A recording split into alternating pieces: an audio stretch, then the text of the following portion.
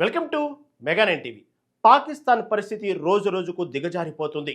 ఆర్థిక మాంద్యం, ఉగ్రవాదం ఒకవైపు పాకిస్తాన్ను పీడిస్తుంటే ఇప్పుడు అవినీతి కుంభకోణాలు ఆ దేశ పునాదులనే కదిలిస్తున్నాయి. తాజాగా పాకిస్తాన్ అంతర్గత వ్యవహారాల శాఖ మంత్రి మొహసిన్ నఖ్వీ చేసిన వ్యాఖ్యలు పాక్ రాజకీయాల్లో పెను తుఫాను సృష్టిస్తున్నాయి. పాకిస్తాన్ చరిత్రలోనే కనీ విని ఎరుగని అతిపెద్ద కుంభకోణం వెలుగులోకి వచ్చిందని, దేశ పాలనా వ్యవస్థ పూర్తిగా కుప్పకూలిపోయిందని ఆయన సంచలన వ్యాఖ్యలు చేశారు. దేశంలోని న్యాయమూర్తులు, బ్యూరోక్రాట్లు, రాజకీయ నాయకులు, బ్యాంకర్లు అందరూ ఒక నెట్వర్క్గా ఏర్పడి దేశాన్ని దోచుకుంటున్నారని ఆయన కుండ బద్దలు కొట్టారు. అసలు పాక్ హోంమంత్రి బయటపెట్టిన ఆ 21 ఏళ్ల కుంభకోణం ఏంటి? సొంత వ్యవస్థపైనే ఆయన ఎందుకు ఇలాంటి కామెంట్స్ చేశారు? దీని వెనక ఉన్న అసలు రాజకీయ ఉద్దేశం ఏంటి?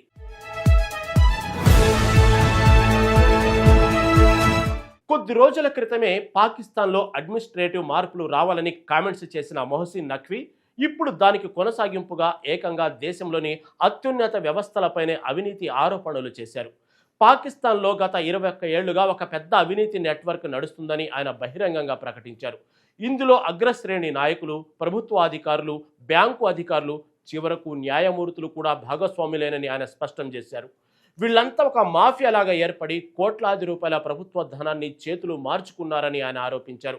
ఒక హోంమంత్రి హోదాలో ఉన్న వ్యక్తి దేశ వ్యవస్థలో కీలకమైన న్యాయ వ్యవస్థను కూడా టార్గెట్ చేయడం పాకిస్తాన్లో ఇప్పుడు హాట్ టాపిక్గా మారింది.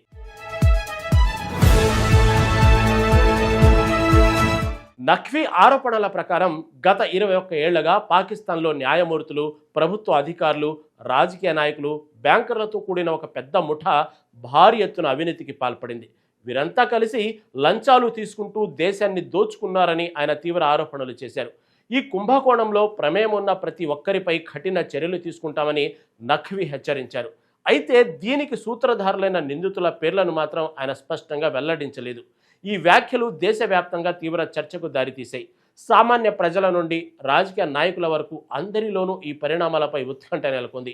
ఈ అవినీతి కారణంగా దేశ ఆర్థిక వ్యవస్థ తీవ్రంగా దెబ్బతిందని నిపుణులు అభిప్రాయపడుతున్నారు. ట్రాన్స్పరెన్సీ ఇంటర్నేషనల్ విడుదల చేసిన 2024 అవినీతి అవగాహన సూచికలో పాకిస్తాన్ 180 దేశాలకు గాను 135వ స్థానంలో నిలిచింది. ఇది 2023లో 133వ స్థానం నుండి 2 స్థానాలు పడిపోయింది. ఈ సూచికలో తక్కువ స్కోరు అంటే అవినీతి అధికంగా ఉందని అర్థం.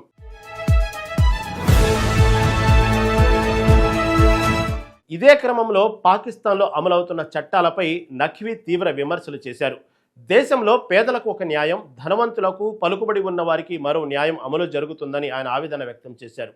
చట్టం అనేది అందరికీ సమానంగా ఉండాలని, కానీ పాకిస్తాన్లో 2 వేర్వేరు ప్రమాణాలు పాటిస్తున్నారని దుయ్యబట్టారు.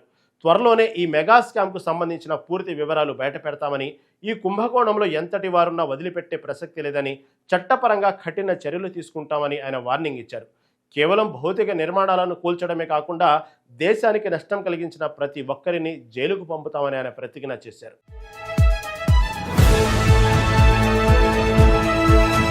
మొహసిన్ నఖ్వీ పాకిస్తాన్ సైన్యానికి, ముఖ్యంగా army chief field marshal Asim మునీర్కు అత్యంత సన్నిహితుడుగా పేరుంది. అందుకే నఖ్వీ ప్రకటనల వెనుక మునీర్ ప్రమేయం ఉందని, ఇది పాకిస్తాన్ పౌర ప్రభుత్వంపై సైన్యం పట్టు సాధించే ప్రయత్నమని మరికొందరు విశ్లేషకులు అభిప్రాయపడుతున్నారు. నఖ్వీ కేవలం పరిపాలన వ్యవస్థను మాత్రమే లక్ష్యంగా చేసుకోవడం, షెహబాజ్ షరీఫ్ ప్రభుత్వంపై ఒత్తిడి పెంచి సైనిక పాలనకు మార్గం సుగమం చేసే ప్రయత్నంగా భావిస్తున్నారు. పాకిస్తాన్ చరిత్రలో సైన్యం రాజకీయాల్లో పలుమార్లు జోక్యం చేసుకుంది. 1958, 1977, 1999లలో సైనిక తిరుగుబాట్లు జరిగాయి.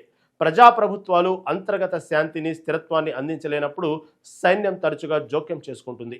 రాజకీయ నాయకుల మధ్య విభేదాలను పరిష్కరించడంలో కూడా సైన్యం మధ్యవర్తిత్వం వహిస్తుంది. ఈ పరిణామాలు పాకిస్తాన్లో సైన్యం పాత్రను మరింత పెంచే అవకాశం ఉందని నిపుణులు హెచ్చరిస్తున్నారు.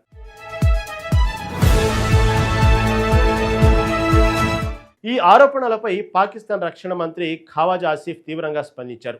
నఖ్వీ గత 3 ఏళ్లుగా అత్యంత శక్తివంతమైన పదవుల్లో కొనసాగుతున్నారని, కొన్ని విషయాల్లో ప్రధానమంత్రి షెహబాజ్ షరీఫ్కు కూడా జవాబుదారీగా ఉండారని ఖవాజా ఆసిఫ్ ఆరోపించారు. మంత్రివర్గ సమావేశాలకు, పార్లమెంటు సమావేశాలకు కూడా నఖ్వీ సరిగ్గా హాజరు కారని ఆసిఫ్ విమర్శించారు. వ్యవస్థలో మార్పు తీసుకురావాలనుకుంటే ముందుగా తన సొంత పరిపాలనను, పాకిస్తాన్ క్రికెట్ బోర్డును సంస్కరించాలని ఆయన నఖ్వీకి సలహా ఇచ్చారు. ఇది అధికార పార్టీలోని విభేదాలను స్పష్టం చేస్తుంది. నఖ్వీ 2023 జనవరి నుండి 2024 ఫిబ్రవరి వరకు పంజాబ్ తాత్కాలిక ముఖ్యమంత్రిగా పనిచేశారు. ఈ సమయంలో ఆయన పక్షపాత వైఖరిని ప్రదర్శించారని, పీటీఐకి రాజకీయ పరిపాలన హక్కులను నిరాకరించారని ఆరోపణలు ఎదుర్కొన్నారు. ఆయన పదవీ కాలంలో మానవ హక్కుల ఉల్లంఘనలు కూడా జరిగాయని, పౌర స్వాతంత్ర్యాలను అరికట్టారని విమర్శలు వచ్చాయి. పాకిస్తాన్ క్రికెట్ బోర్డు చైర్మన్గా కూడా నఖ్వీ వివాదాల్లో చిక్కుకున్నారు. జట్టు ప్రదర్శన క్షీణించడం, క్రికెట్ వ్యవహారాల్లో అవినీతి ఆరోపణలు ఎదుర్కొంటున్నారు. మాజీ ప్రధాని ఇమ్రాన్ ఖాన్ కూడా నఖ్వీపై అవినీతి ఆరోపణలు చేస్తూ గోధుమ సేకరణ కుంభకోణంలో ఆయన ప్రమేయం ఉందని ఆరోపించారు.